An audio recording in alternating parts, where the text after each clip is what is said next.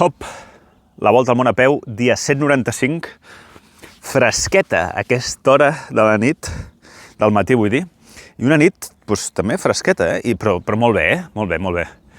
Malauradament, aquesta no serà la tònica dels propers mesos, perquè a mi, si fes aquesta temperatura, que per la nit estic ben tapat en el sac, estaria molt bé. De fet, m'estic plantejant canviar de sac, perquè quan fa molta calor, és que suo molt. Bueno, és igual. Avui, una mica més d'hora, són les 7, per tant, anem bé, i tenim una visita, un dia una mica més cultural. Després us explico.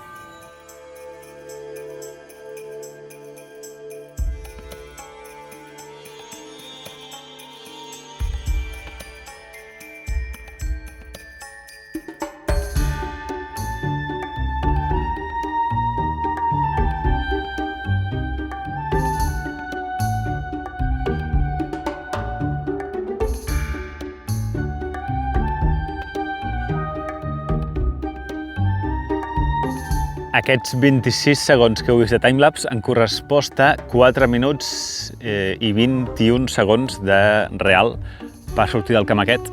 Una cosa curiosa que és que veieu aquesta petita muntanyeta d'aquí? Després d'aquesta petita muntanyeta és on ahir vaig entrar en aquest camp i el que no havia vist és que just després hi ha aquesta casa, aquesta espècie de mòdul prefabricat que no sé si hi ha ningú, però probablement és el propietari d'aquest camp on he estat. I estava acampat just al costat i no m'havia ni donat compte. Bueno, suposo que ell tampoc s'ha donat compte que jo estava aquí. D'acord, doncs seguim per pocs quilòmetres aquesta carretera i després ens desviem a un lloc molt interessant. Deixo la carretera per la qual porto caminant 2 dies o 3 i m'endinso temporalment en aquesta pista a veure què tal és, perquè surt el Google Maps i no surt el Mapi. Una altra vegada que em passa això a Turquia. Cap on vaig ara? Per què aquesta desviació? Doncs vaig a una mesquita molt antiga, que és Patrimoni de la Humanitat de la UNESCO. Jo, a partir després d'Europa, m'he plantejat la ruta una mica seguint això, seguint els monuments que són Patrimoni de la Humanitat de la UNESCO, perquè, crec que pot ser el més enriquidor, no? Culturalment, al principi, si és patrimoni de UNESCO, és una cosa com molt important, no? Llavors, aquest tipus de desviacions i el camí, doncs, me'l plantejo una mica així. No sé si és per aquí o m'he liat. Que per allà.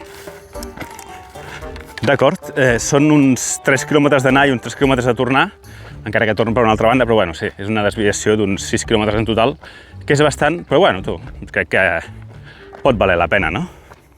Una de les meves pors, quan us vaig dir que m'adentrava en zona més rural de Turquia, era el tema dels gossos. De moment, creuem els dits. No estic tenint absolutament cap problema, també és veritat que estic anant molt per carretera. I ara acabo de veure un gos. Però ha fugit. És que estic gravant així per a veure si apareix. No. Ha fugit espantat cap allà. Tema gossos, molt tranquil aquí a Turquia, de veritat. Creu els dits perquè no sigui gafe això, però de moment tot bé.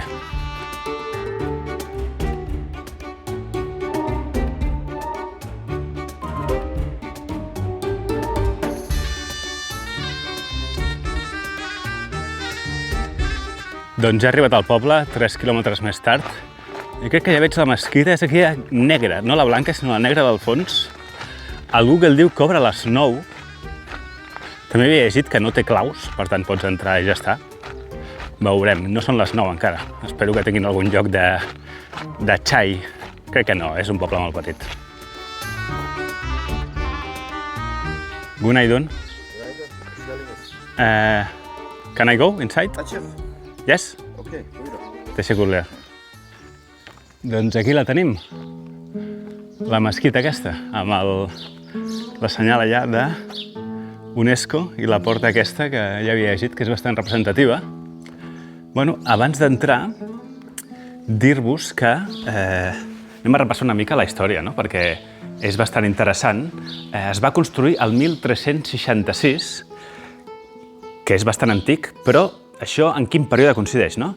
Jo us he dit diverses vegades que a Turquia, aquí, Constantinoble, doncs, l'havien fundat els bizantins, i els bizantins havien estat molt de temps, molts segles, en aquesta part del món, i després van venir els otomans. Però què passa? 1366. Això és després ja de la caiguda de l'imperi bizantí, i és normal perquè els bizantins no eren musulmans, no feien mesquites. Però va ser abans de l'arribada dels otomans. Aquí hi havia unes tribus turques que eren els cantàrides o alguna cosa així, que són els que van fundar aquesta mesquita i eren els que controlaven la zona de Kastamonu. Bé, per què és especial aquesta mesquita? Doncs principalment pel seu mètode arquitectònic, que està fet sense claus, però sense claus no volia dir que no tingués la porta clau, de fet estic veient aquí un pany, sinó em referia a que l'estructura de fusta no té claus de clavar la fusta. I, ostres, això és un mètode constructiu que molt poques mesquites al món tenen. De fet, només se'n conserven 5, que són les 5 Patrimoni de la Humanitat per la UNESCO, i aquesta és una d'elles. A part d'això, és destacable aquesta porta amb aquests gravats i per dintre, doncs ara ho veurem, però pel que sembla el sostre. Anem a veure. Sabates, com a totes les mesquites. Ui, que tinc les polaines. I entrem a veure. Porta petita, De fet, apenas cap la motxilla. Ui. Uau. Bueno, solemne, La porta, que hem vist abans, resulta que no és l'original. L'original està guardada al Museu Etnogràfic de Kastamonu i aquesta que hi ha aquí és una còpia, es veu que, segons internet, molt fidedigna de l'original. I això s'ha fet per guardar-la bé i que no s'espatlli i poder-la conservar correctament. Doncs, ostres tu, això sense claus, Mola bastant.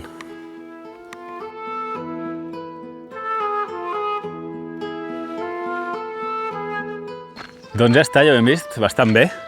Ara vaig direcció a Kastamonu i mentre estava allà sentat a l'ombra aquí a la mesquita, he obert l'Instagram, estava mirant alguns vídeos i de cop i volta em surt un vídeo d'una persona dient que el govern dels Estats Units ha dit, d'acord, que a partir d'ara, si tu vas amb una visa de turista normal a Estats Units, tu el que no pots fer és anar a crear contingut i generar uns ingressos amb el teu viatge als Estats Units, que llavors necessites una visa diferent.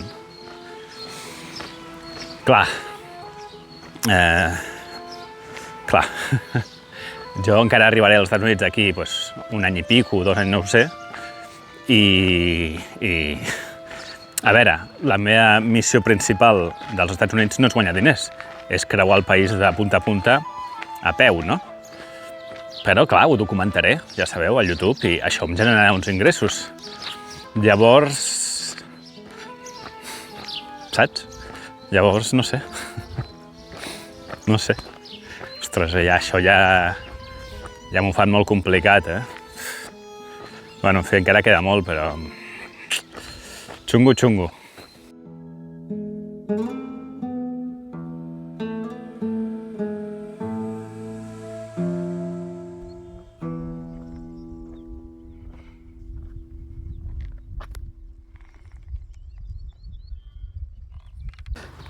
Hi ha dies que dius, quina mandra, És que avui la mandra és descomunal. He tornat a parar aquí, al pati d'una mesquita. És que estic de mandrós que no m'he tret ni el barret i això que no fa sol. M'he pres un refresc.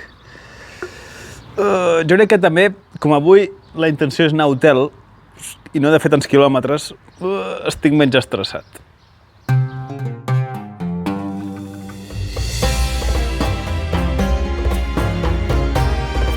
Camí alternatiu per accedir al centre de Kastamonu, allunyat de la carretera. Molt més agradable aquí, enmig dels arbres. Fa calor igual, però com a mínim hi ha una mica d'ombra, tu.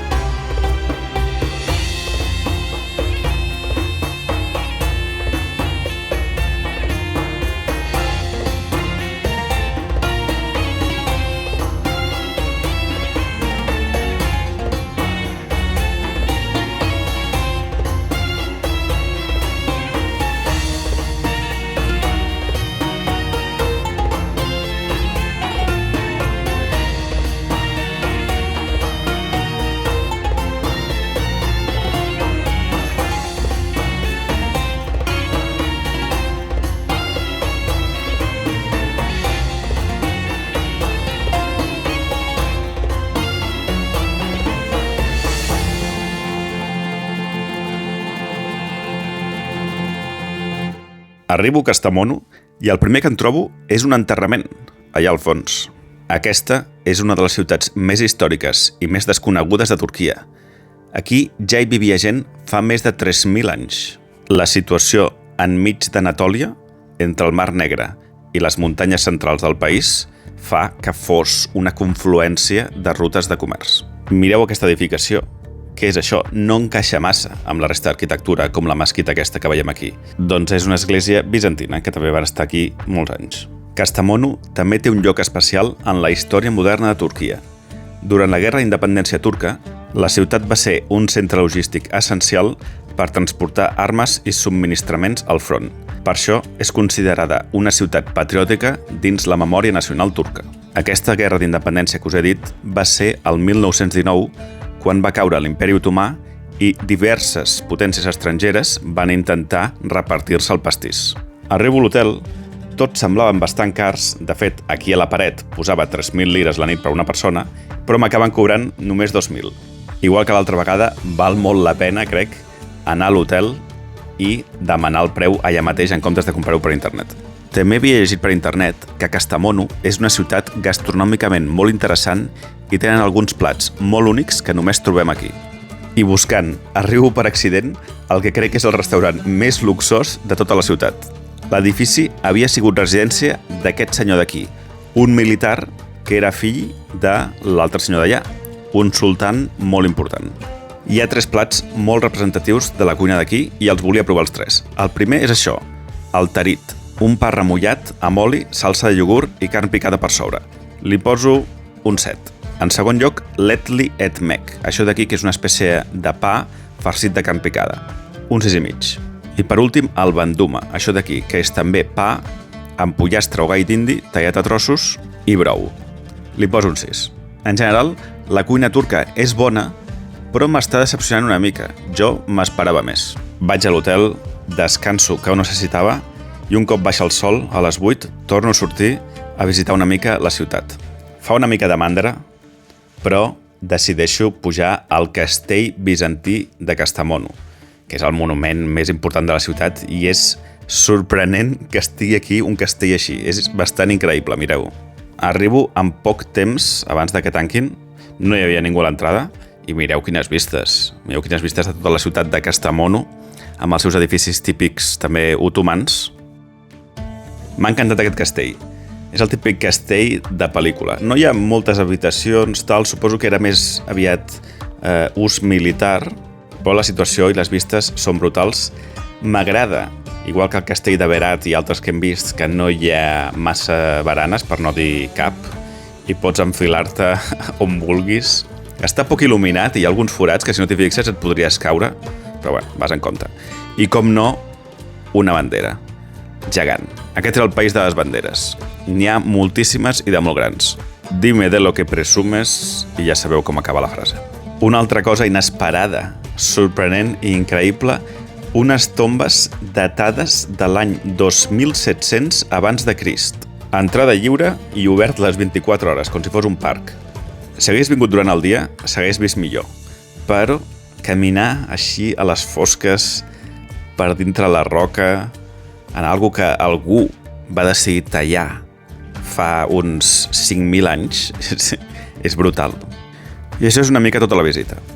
No he anat a aquest museu, que segur que són molt interessants i n'hi ha bastants, però, mira, em dono per satisfet.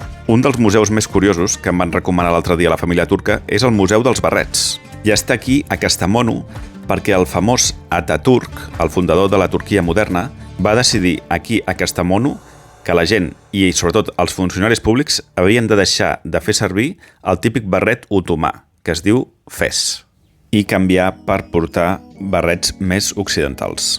Us deixo amb el resum: un cafè, un te, 2 refrescos, no he parlat amb ningú i m'he gastat 57 euros. M'ha agradat Kastamonu, sí, m'ha agradat també la mesquita, ha sigut un gran dia també baixant pel camí aquest. Ens veiem demà. Bona nit.